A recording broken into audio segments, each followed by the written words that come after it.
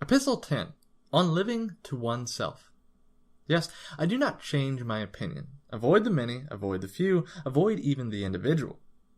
I know of no one with whom I should be willing to have you shared. And see what an opinion of you I have, for I dare to trust you with your own self. Crates, they say, the disciple of the very Stilbo whom I mentioned in my former letter, noticed a young man walking by himself and asked him what he was doing all alone. I am communing with myself, replied the youth.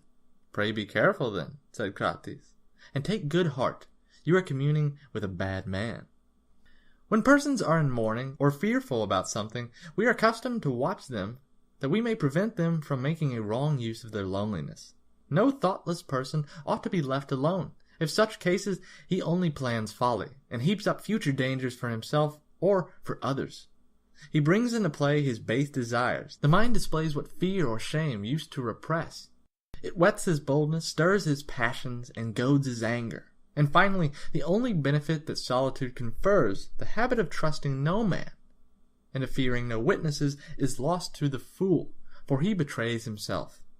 Mark therefore what my hopes are for you. Nay, rather, what I am promising myself, inasmuch as hope is merely the title of an uncertain blessing.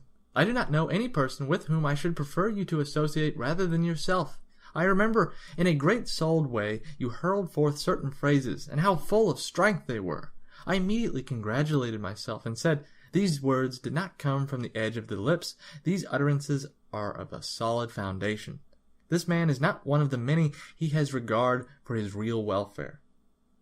So, Lucilius, speak and live in this way. See to it that nothing keeps you down.